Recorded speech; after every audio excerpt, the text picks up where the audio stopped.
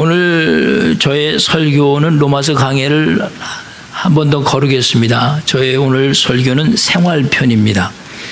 우리 교회가 어떻게 함께 믿음 생활을 해야 하는지, 그 또 목적이 무엇이고 방향이 무엇인지, 또 그 결과와 유익이 무엇인지에 대해서 오늘 이 본문의 말씀을 통해서 같이 살펴보려고 합니다. 물론 오늘 설교 내용에는 늘 들어왔던 보편적인 말씀들도 있을 것입니다. 그렇지만 여러분이 인내를 가지시고 성경을 펴시고 말씀을 함께 살펴보며 들어주시기를 바랍니다. 여러분이 읽으신 본문 마태복음 13장 31절과 32절 말씀을 묵상을 하다 보면 전혀 예기치 못한 결론에 도달하게 됩니다. 본문 말씀에 의하면 아주 작은 겨자씨 하나를 밭에다 심었는데 그 씨가 자라서 나무가 되었다고 말씀을 합니다. 그런데 본문에 예수님께서 비유를 드신 이 자란 나무는 좀 특이한 점이 있습니다.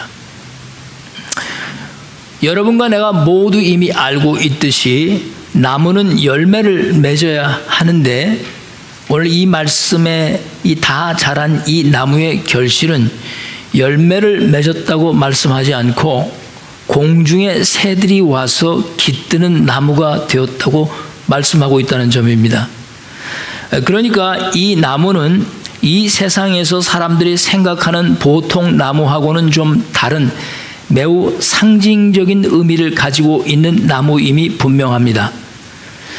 예수님께서는 이 특이한 나무를 천국에 비유하셨습니다. 그러면서 천국은 마치 사람이 자기 밭에 갖다 심은 겨자씨 하나를 같다고 말씀을 했습니다. 다시 말하면 다 자라서 커진 후에 새들이 와서 깃들게 된 이 나무는 작은 겨자 씨앗에서부터 시작되었다는 것을 분명히 하는 것입니다. 이것이 핵심입니다. 특별히 본문 마태복음 13장 31절과 32절 말씀을 다시 성경을 펴시고 유심히 한번 살펴보시면 이 두 절 말씀에 여러분 차이가 있음을 알 수 있습니다. 자, 31절 말씀을 보시면 이 나무의 근원이 무엇인지를 밝히고 있습니다.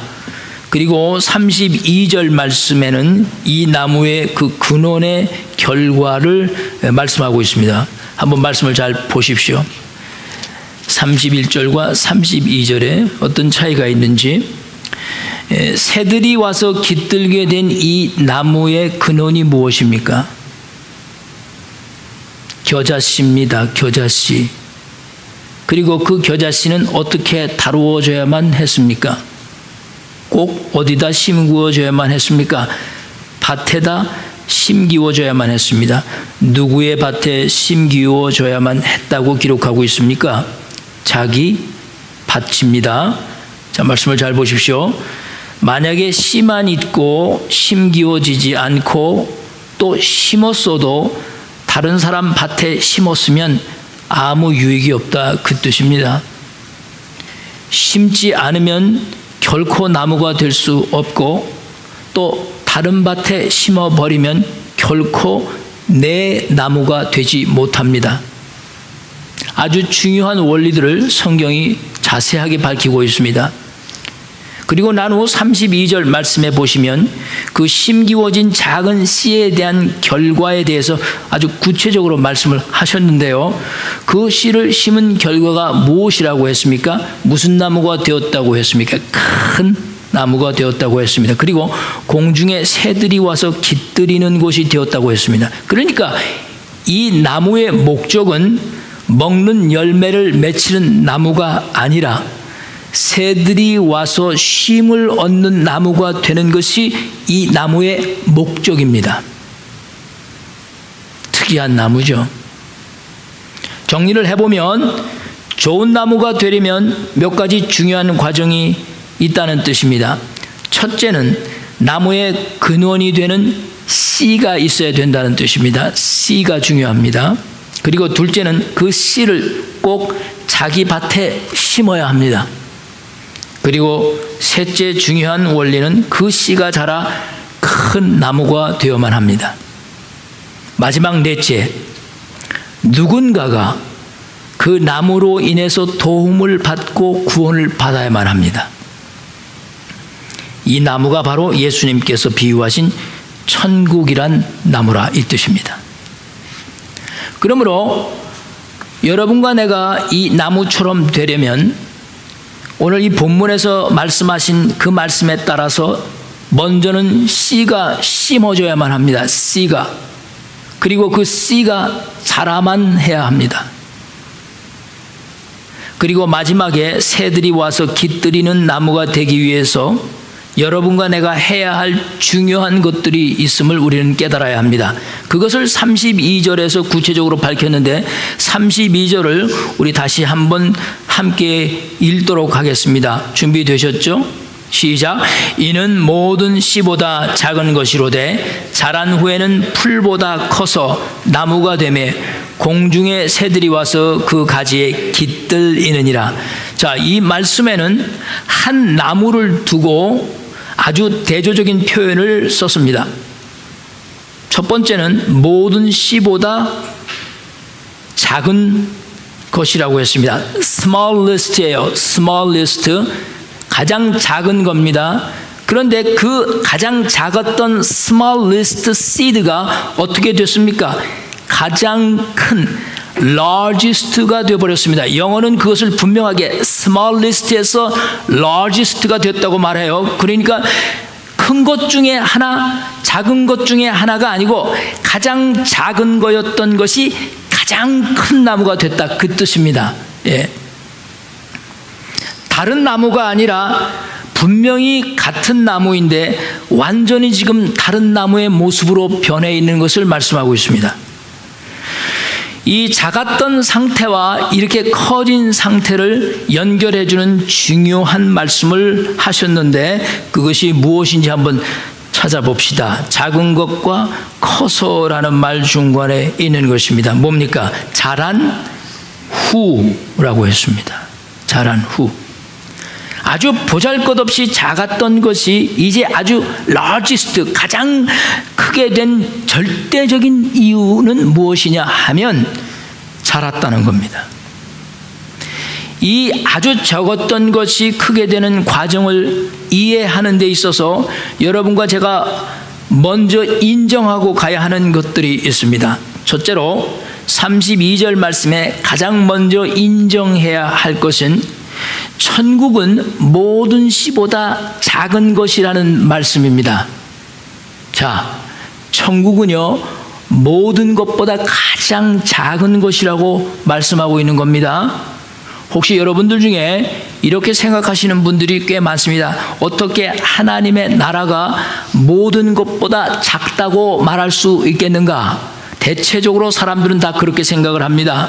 그래서 의문을 가집니다. 어떻게 하나님의 나라가 smallest로 시작이 될 수 있느냐? 그러나 하나님의 나라는 이렇게 겨자씨만큼 보잘것없이 작게 시작되었다는 사실을 여러분과 내가 인정해야만 합니다.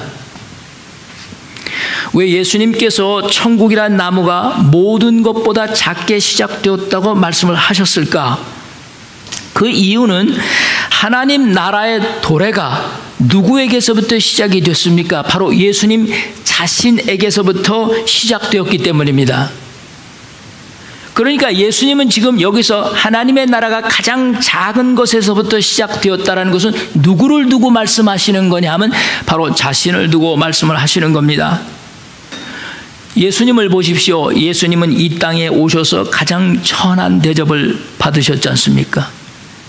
예수님은 이 땅에 오시면서부터 누울 곳이 없으셔서 마구간에 말구유의 눕힘을 받았습니다. 그리고 세상이 그를 부인했습니다.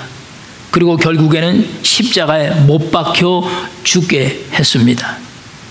하나님의 나라의 도래가 이렇게 희생의 죽음의 값을 치르며 이 땅에서 시작되었다, 그 뜻입니다. 그래서 모든 것보다 가장 작게 시작하는 것이 하나님의 나라다, 그렇게 말씀하는 겁니다. 그런데 사람들은 이렇게 작게 시작해야 한다는 것을 싫어하고 외면합니다. 모든 것에서 작다는 것은 세상의 관점으로 보면 아주 보잘것없고 능력이 없는 것으로 느껴지기 때문입니다. 하나님께서 여러분과 저에게 이렇게 보잘것없이 작은 겨자씨만한 그 천국의 씨를 여러분과 나의 그 죄악된 심령 안에다 심어 놓으셨습니다. 여러분 믿으시겠습니까? 이 놀라운 일을. 그래서 의로운 자녀가 될 수 있는 길을 열어 놓으셨습니다. 이것은 여러분과 내 스스로 할 수 있는 일이 아니었습니다. 오직 하나님께서 성령을 통해서만 하실 수 있는 일이었습니다. 그러니까 오늘 이 말씀 속에서 우리가 깨닫는 것은 작게 시작하는 것은 하나님의 나라의 가장 기본 원칙입니다. 모든 것을 갖추고 크게 시작하는 것은 그저 인간의 바람일 뿐입니다. 하나님의 나라는 겨자씨처럼 작게 시작을 해야만 합니다. 그리고 결국에는 smallest였지만 largest, 큰 나무가 되어 열매를 맺혀 먹기 위한 나무가 아니라 새들이 깃드는 그 나무가 바로 천국의 나무요, 천국의 시작과 끝의 진정한 모습이라는 것입니다. 그리고 또한 여러분과 나의 모습이며 또한 우리 교회의 모습이기도 한 것입니다. 그러므로 제가 여러분에게 아주 자신 있게 말씀드리는 것은 작게 시작하는 것은 매우 성경적인 것이며 또한 절대 부끄러운 것이 아니라는 것입니다. 그러나 사람들은 이 작게 시작한다는 것이 하나님 나라의 기본 원칙이라는 것을 부인합니다. 그리고 처음서부터 아주 크게 멋있게 시작하는 것이 하나님 나라답다, 그렇게 생각들 하는 것입니다. 두 번째로 중요하게 받아들여야 하는 말씀이 바로 이 자란 후에라고 하신 말씀입니다. 성경은 자라는 과정이라고 말씀하지 않았고 또는 자라기 시작하면서라고 말씀하지 않으셨습니다. 분명하게 뭐라고 말씀하셨습니까? 자란 후에라고 했습니다. 영어를 보시면 it has grown, it has grown이니까 어린 아이가 이제 다 자라서 성인이 된 그 상태를 말하는 거예요. 다 자란 겁니다. 다 자란 후란 뜻은 이제는 더 자랄 것이 없고 그 배운 것을 사용할 때가 되었다, 그 뜻입니다. 그러니까 아직 다 성장하지 못한 상태라면 열매를 맺을 수가 없는 것이 당연하다는 겁니다. 나빠서 열매를 못 맺는 게 아니고 부족해서 열매를 못 맺는 게 아니라 왜 열매를 못 맺느냐? 아직 다 자라지 못했기 때문입니다. 아직도 자라는 과정이기 때문에 그 자라는 과정에서는 나무가 완전히 자라서 열매를 맺을 수 있는 그 단계까지 가기 전에는 절대 그 과정에서는 열매를 볼 수가 없다, 그 뜻입니다. 사람들은 이런 하나님의 분명한 말씀을 정확하게 이해하지 못하고 자신에게 어떤 결과가 없는 것에 대해서 매우 낙심하고 또 실패감에 빠져들고 죄책감에 빠져듭니다. 내가 왜 이런 예수를 믿으면서 이런 결과가 나에게 없지? 왜 그럴까요? 아직도 자라고 있는 과정에 있기 때문입니다. 아직 자신이 자라고 있다는 것을 깨닫지 못하고 다 자란 것처럼 생각을 하기 때문에 열매가 보이지 않을 때 낙심하게 되고 구원을 의심하게 되는 것입니다. 그리고 이 자란 후에라는 이 말씀 안에는 아주 중요한 성품이 하나 담겨 있는데 그것이 바로 기다림이라는 것입니다. 다 성숙해질 때까지 참고 기다려야만 합니다. 다 성숙해지기도 전에 무언가를 우리가 다 성숙한 것처럼 생각하고 하려고 할 때 결국은 실패하게 되는 것입니다. 중요한 것은 이 자란 후까지 가기 위해서 중단하지 말고 포기하지 말고 계속해서 자라가야 하는 것입니다. From the smallest, keep growing, and it has grown. So now becoming largest one. 포기하지 말고 계속해서 가야 한다는 것입니다. 그리고 다 자라면 이 기다림의 시간이 지나가고 멋있고 좋은 열매들이 저절로 맺히게 된다, 그 뜻입니다. 그렇다면 여러분과 나의 몫은 무엇입니까?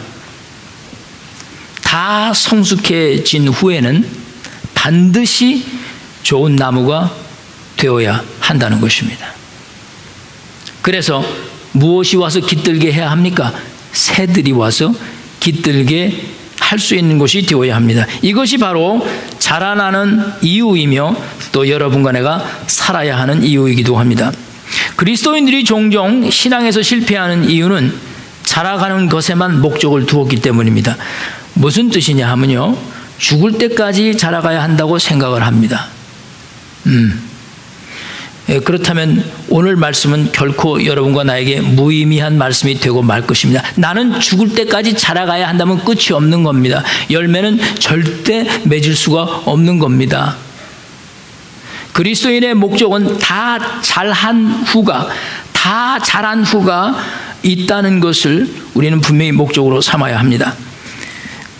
그러니 쉬지 않고 성경을 배워야 하고 그 성경의 말씀을 실천해야 하며 어린아이가 자라서 꼭 반드시 어른이 되듯이 우리는 그렇게 되고 말아야만 하는 것입니다.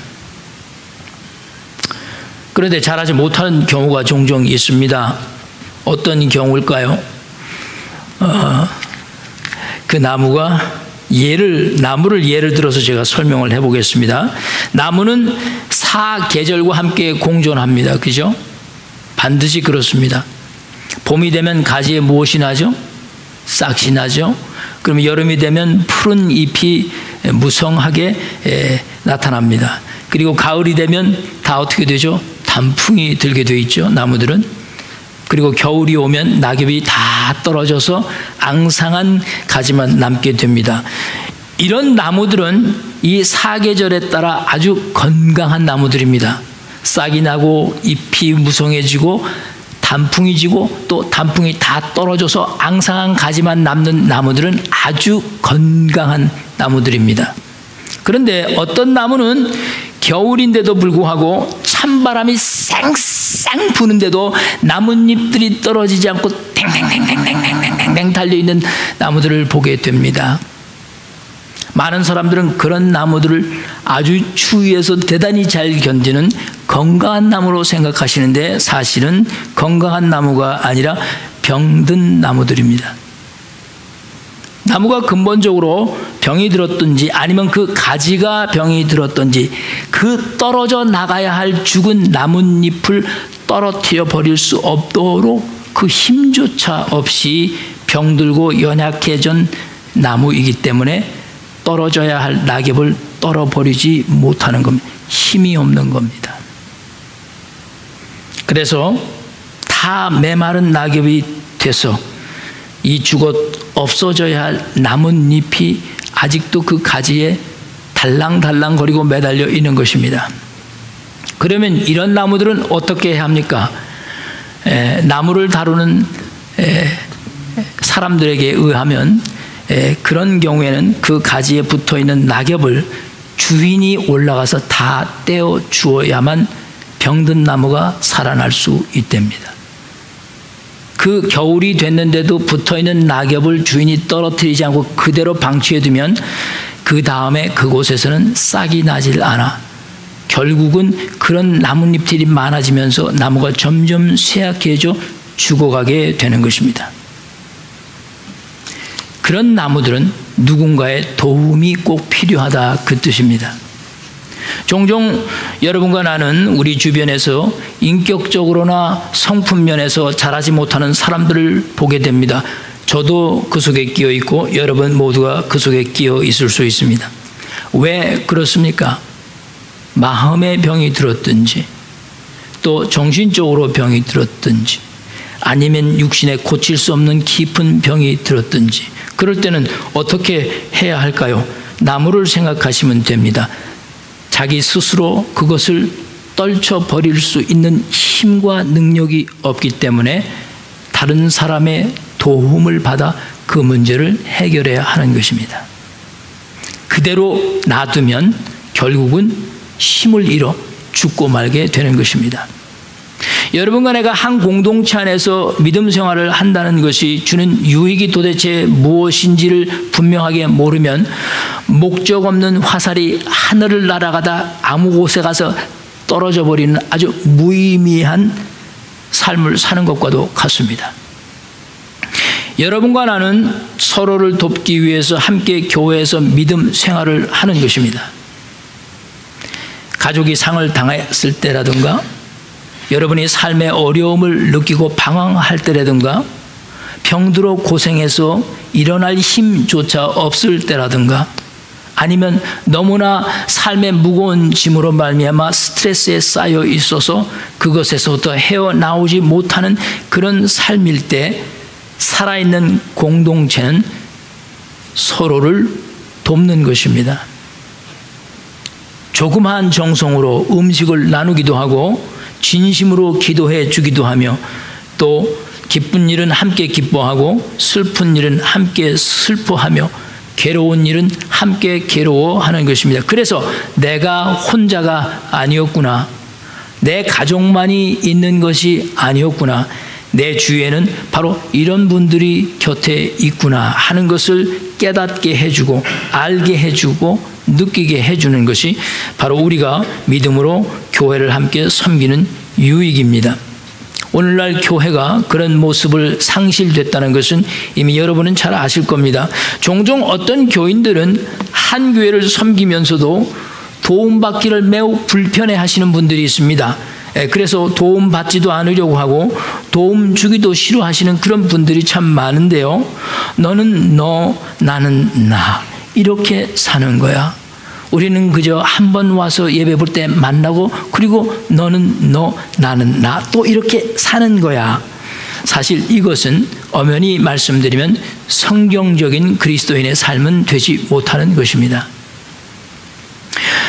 사도행전 20장 35절, 여러분이 오늘 교독 때 읽으신 말씀입니다. 사도 바울이 이렇게 권면했습니다. 제가 한번 읽어드리겠습니다. 범사에 여러분에게 모범을 보여준 것과 같이 수고하여 약한 사람을 돕고, 또 주 예수께서 친히 말씀하신 바 주는 것이 받는 것보다 복이 있다 하심을 기억하여야 할지니라. 할렐루야.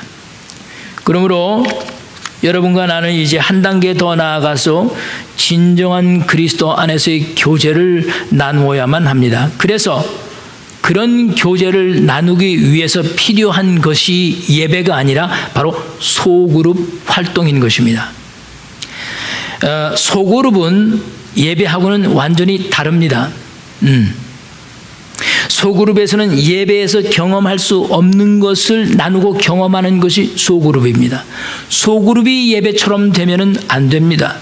소그룹은 완전히 다르게 그곳에서 우리들의 삶이 공유되고 나누어져야 되고, 나 혼자가 아니고 내 곁에 이런 사람들이 나와 함께 나를 지켜주고 나를 도울 수 있고, 어느 때든지 내가 전화 한 통 넣으면 어디서든지 달려올 수 있는 그런 사람들이구나. 바로 그런 삶의 나눔이 있는 곳이 소그룹이 되는 것입니다. 여기에 희노애락이 있는 겁니다. 예배에서는 희노애락이 없습니다. 예배는 오직 영광입니다. 예배는 오직 하나님 중심입니다. 예배 속에는 사람의 희노애락이 없는 겁니다. 오직 하나님을 향한 only one single mind가 예배입니다. 그러나 소그룹은 one single mind가 절대 아닌 것입니다.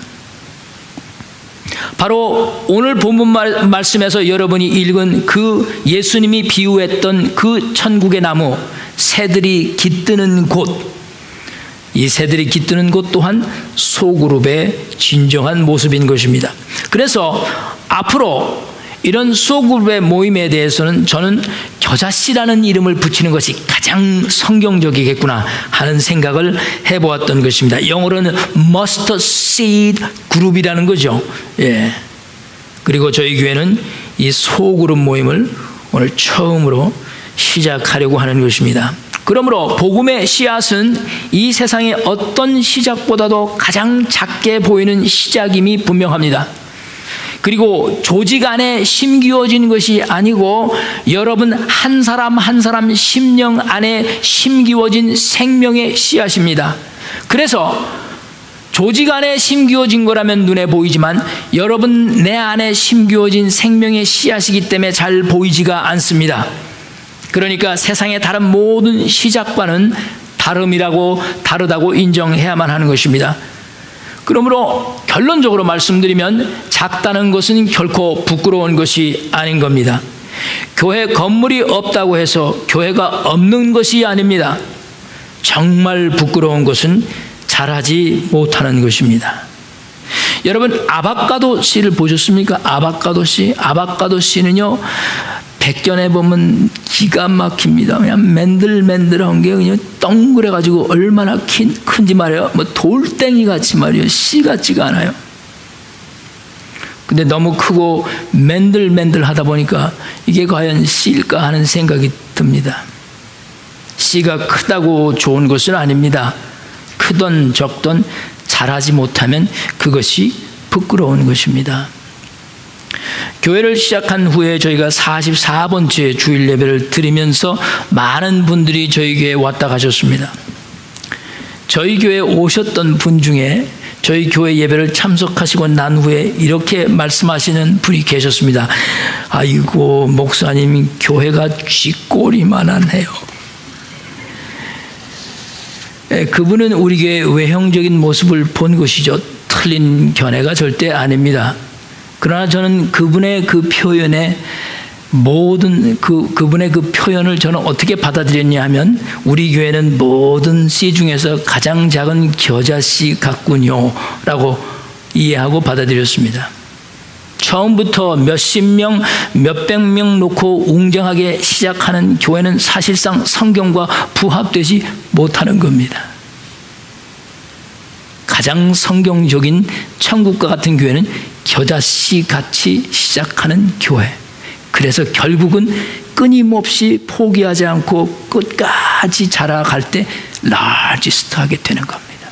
물론 그 라지스트라는 개념은 나는 이미 여러분에게 말씀드렸습니다. 내 그물은 153밖에 안 되니 여러분의 그물이 크셔야 되겠습니다. 우리 교회가 이제 44번째 예배를 드리며 60번째를 예배를 향해 가면서 6월 19일이 60번째 예배입니다. 겨자씨만큼이나 작아 보이지만 본문의 말씀대로 이 씨앗이 심겨졌으니 자라서 좋은 나무가 되어 많은 사람들이 와서 깃드는 곳이 되기를 저는 축복합니다. 그렇다면 이제 중요한 질문이 여러분과 나에게 하나 남습니다. 우리 모두가 이렇게 자라나기 위해서 개인적으로 무엇을 어떻게 할까요? 자, 오늘 마태복음 13장으로 돌아가셔서 31절 말씀에 그 점에 대해서 중요한 것을 밝혔습니다. 31절을 우리 다시 한번 같이 읽어보도록 하겠습니다. 마태복음 13장 31절 준비되셨죠? 시작. 또 비유를 들어 이르시되 천국은 마치 사람이 자기 밭에 갖다 심은 겨자씨 한 알 같으니. 이 말씀에 자라기 위해 가장 기초되는 중요한 말씀을 하셨습니다. 무슨 밭이라고 했습니까? 자기 밭이라고 했습니다. 자기 밭. 씨를 심는데 중요한 것은 자기 밭에 심어야 하는 것입니다. 자기 밭에 씨를 심지 않으면 결코 자기 것이 못 되는 겁니다. 그러니 여기가 내 밭이다 생각하고 여기다 씨를 심어야 되는 겁니다. 예, 이것이 내 밭이다. 예, 이런 개념이 없어가지고 아무런 결과를 얻을 수가 없는 겁니다. 남의 것이 다 되고 마는 거죠. 예수님 당시에는 오늘날처럼 뱅크라는 게 없었지 않습니까? 금융업이 발달되질 않았어요. 그래서 땅이 곧 재산이고 땅이 은행이었습니다. 그래서 성경에 보면 땅 속에다 심어둔다는 비유들을 많이 예화를 들지 않습니까? 그 이유가 뭐냐면 땅이 은행이었기 때문입니다. 땅이 은행이었다는 뜻은 자신이 소유한 땅에서 자신이 가지고 있는 중요한 것들을 묻어뒀다는 거죠. 전쟁이 일어날 것 같으면 일단 묻어둡니다. 위기 상황이 생길 것 같으면 일단 땅 파고 묻어두고 자기만 얻은지 잘 기억하고 있다가 피신한 다음에 돌아와서 땅을 팠는데 종종 옛날에는 땅을 파다가 보물들이 나왔습니다. 주인이 돌아오지 못한 경우입니다. 자기밭이 얼마나 중요하다는 것을 마태복음 13장 44절, 34절, 43절과 44절에서 이미 여러분과 제가 읽었습니다. 천국의 또 다른 비유를 예수님께서 말씀하셨는데 13장 44절을 한번 보십시오. 우리 같이 한번 읽겠습니다. 다시 한번 시작.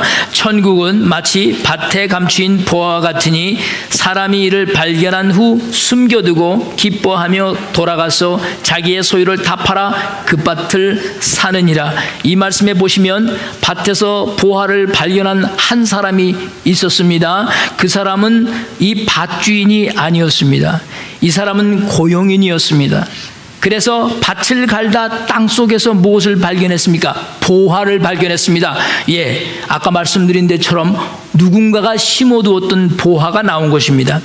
그러자 그 밭 주인에게 알리지 않고 그대로 다시 땅 속에서 묻어두었다가 집에 가서는 자신이 가지고 있는 모든 소유를 다 팔아가지고 그걸 돈으로 만들어 가지고 와서 그 보화가 담겨있는 그 밭을 그 밭 주인으로부터 사들인 것입니다.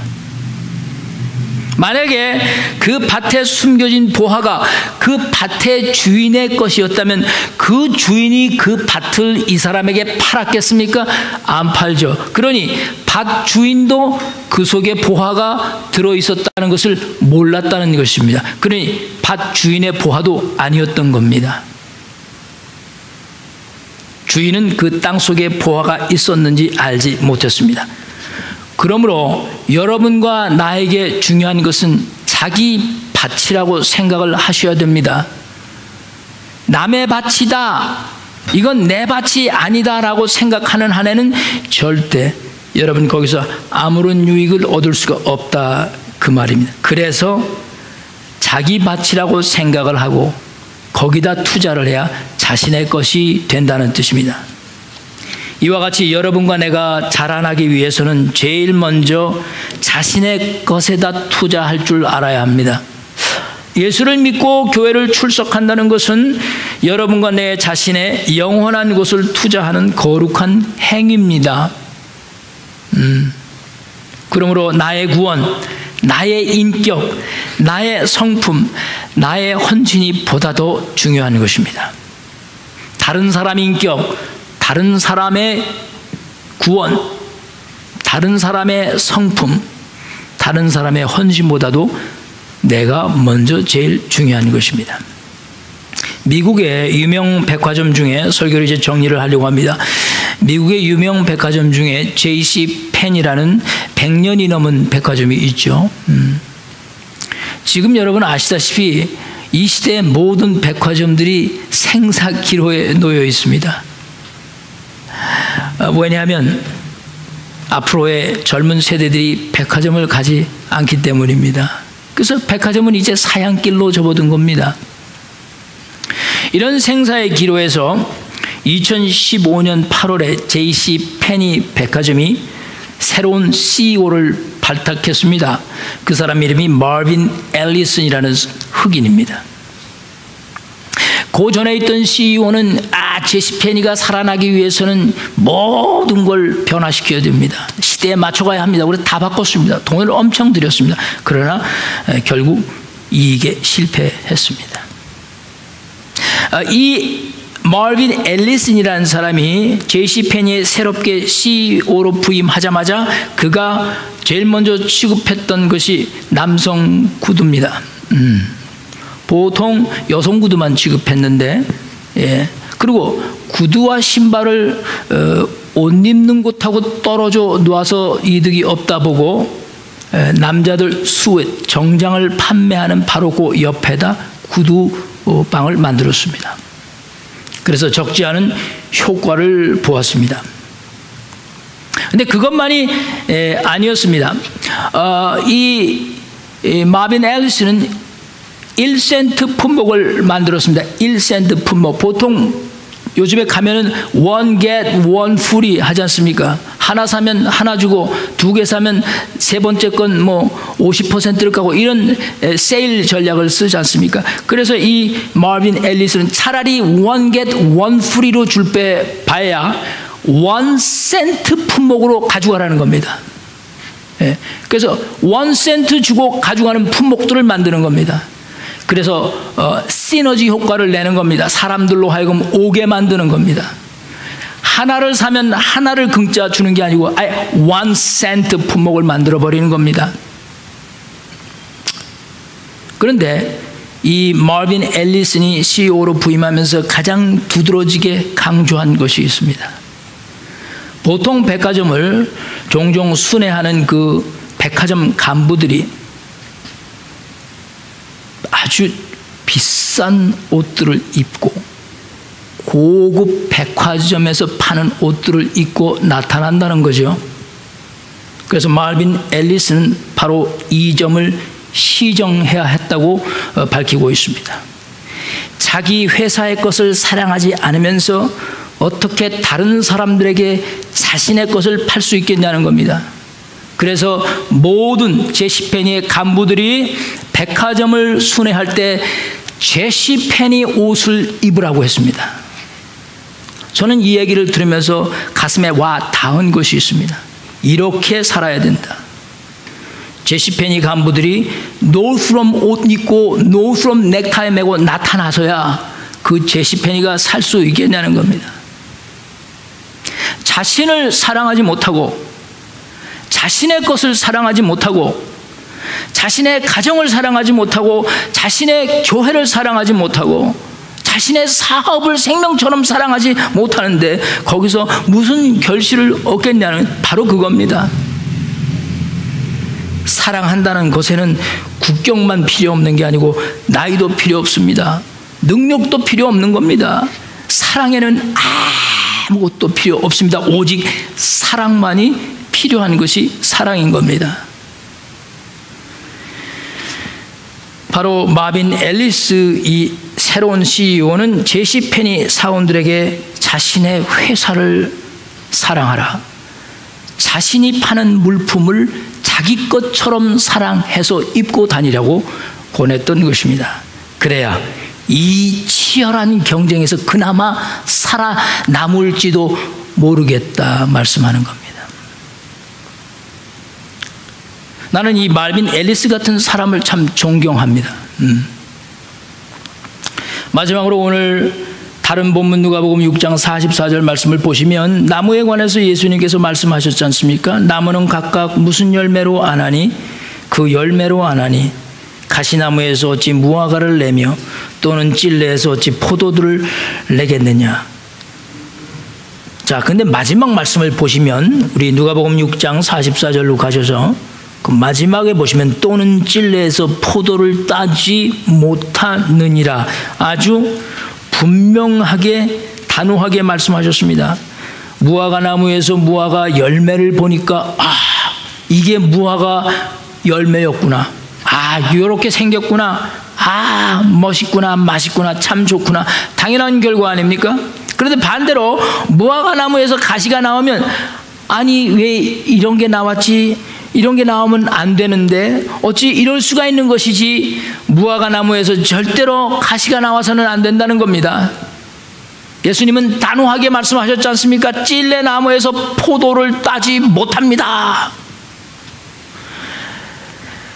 예수님께서 이렇게 단호하게 말씀하신 이유가 무엇일까요?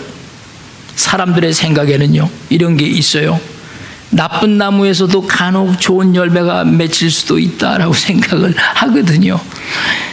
사람들은 자신이 좀 좋지 않아서 나쁜 열매가 열리는 것으로는 생각을 하지 않고 자신이 아직 자라지 못해서 열매가 맺지 못한다라는 것은 생각을 해보지 않고 자신은 다 자랐는데 왜 열매가 안 맺히는 걸까 생각을 하기 때문입니다. 자신 때문이 아니라 환경 때문에 좋지 못한 열매를 맺었다고 사람들은 말하기 때문입니다. 그래서 예수님 아주 단호하게 무화과 나무에서 가시는 못 얻습니다. 이렇게 말씀하시는 겁니다. 예수님께서 가시와 찔레에서 어떻게 무화과가 열리고 포도가 열리겠는가라고 말씀하셨을 때는 예수님께서 초점을 열매에다 맞추신 것이 아니라 어디에다 맞추신 것입니까? 나무에다가 맞추신 것입니다. 사람들은 어떤 나무인가보다도 늘 열매에 관심이 많았습니다. 지금도 우리는 그렇습니다. 교회도 열매를 가르쳐 왔지 어떤 나무가 되라고 가르치를 않았습니다. 그래서 사람들은 바깥으로 무엇이 나타나는 것에 아주 훈련이 되어 있고 습관이 되어 있어서 그것에 관심이 큽니다. 그러나 예수님께서는 열매보다도 더 중요한 것이 있는데 그것이 바로 당신이 어떤 나무인가가 보다도 중요합니다. 당신이 좋은 나무라면 열매는 걱정하지 마십시오. 왜냐하면 당연히 좋은 열매를 맺힐 때가 오기 때문입니다. 자, 누가복음 6장 43절을 우리 함께 읽어보겠습니다. 누가복음 6장 43절입니다. 같이 읽겠습니다. 시작. 못된 열매 맺는 좋은 나무가 없고 또 좋은 열매 맺는 나쁜 나무가 없다. 그리고 45절 말씀에 우리의 인격과 연관시켜서 이렇게 말씀하셨습니다. 선한 사람은 마음에 쌓은 선에서 선을 내고 악한 자는 그 쌓은 악에서 당연히 악한 것이 나올 것이다. 그러니까 여러분과 나는 열매보다도 중요한 것이 어떤 나무인가가 보다도 중요한 것입니다. 그러면 열매가 아예 없으면 어떻게 됩니까? 이 점에 대해서 여러분과 내가 분명히 알아야 할 것이 있습니다. 만약에 지금 여러분과 내가 아무 열매를 맺지 못한다고 한번 생각을 해보십시다. 그러면 열매가 없으니 당연히 내가 좋지 않은 나무라고 생각하시는 것이 마땅하겠지요. 그러나 성경은 그렇지 않다라고 말씀을 하시는 겁니다. 지금 여러분과 내가 열매가 없다고 해서 여러분이 절대 좋지 않은 나무가 아닙니다. 만약에 나무가 좋으면 언젠가는 좋은 열매를 꼭 맺을 수 있다는 것을 믿으셔야 합니다. 그러니 지금 내가 열매가 산출이 안 되고 또 열매가 열리지 않는다고 해서 내가 나쁜 나무라고 미리 판단하지 말라는 것입니다. 이것이 세상과 하나님의 나라와 다른 점입니다. 세상은 당장 열매가 어떻게 나오는 그 결과에 따라서 달라지는 것입니다.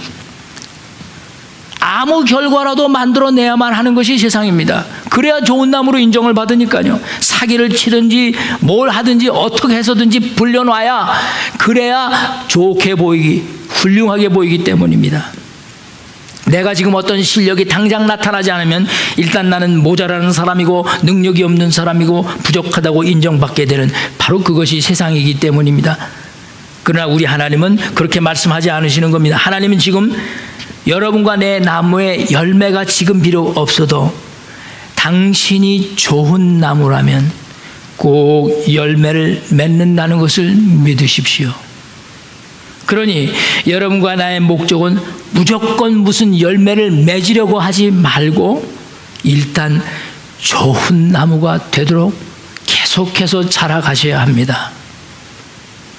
그것을 소중하게 생각하라는 것입니다. 어떤 사람이 되는가, 이것이 중요하지 내가 무엇을 했냐는 것을 중요하게 생각하지 말라는 것입니다. 그러니 우리 그리스도인은 여러분과 나 자신을 좋은 나무로 가꾸도록 부단한 노력을 해야 합니다. 지금 주님이 그 말씀을 오늘 본문들을 통해서 하시는 겁니다. 그러니 지금 열매가 좀 없다고 좌절하시거나 낙심하지 마셔야 합니다. 거룩한 나무, 성실한 나무, 겸손한 나무, 헌신적이고 순종적인 나무가 되는 것에 최선을 다해 보십시오. 비록 때로는 실수도 하고 잘못을 저지를지라도 여러분과 저는 포도나무에 붙어있는 포도나무 가지라는 사실을 잊어서는 안 된다는 것입니다. 그래서 꼭 좋은 포도를 열매 맺게 된다는 것입니다. 왜냐하면 그 나무가 좋기 때문입니다. 사랑하는 성도 여러분, 큰 나무가 중요하지 않습니다. 두꺼운 나무가 좋은 나무가 아닙니다. 중요한 것은 좋은 나무가 되는 것입니다. 그러니 여러분은 감람나무, 무화과나무, 포도나무처럼 되는 것이 중요합니다. 오늘 주님은 여러분 나 모두가 자라서 좋은 나무가 되기를 바라십니다. 그리고 비록 지금 열매가 보이지 않아도 결코 나쁘다고 생각하지 말고 좋은 나무이기 때문에 언젠가는 꼭 풍성한 좋은 열매를 맺고 그곳에 새들이 깃드는 곳이 될 것이다. 그러기 위해서 항상 최상의 좋은 나무가 되기 위해 노력하십시오 라고 말씀하는 것입니다. 이런 모두 좋은 나무가 되기를 주의 이름으로 간절히 축복을 드립니다. 우리 기도하십시다.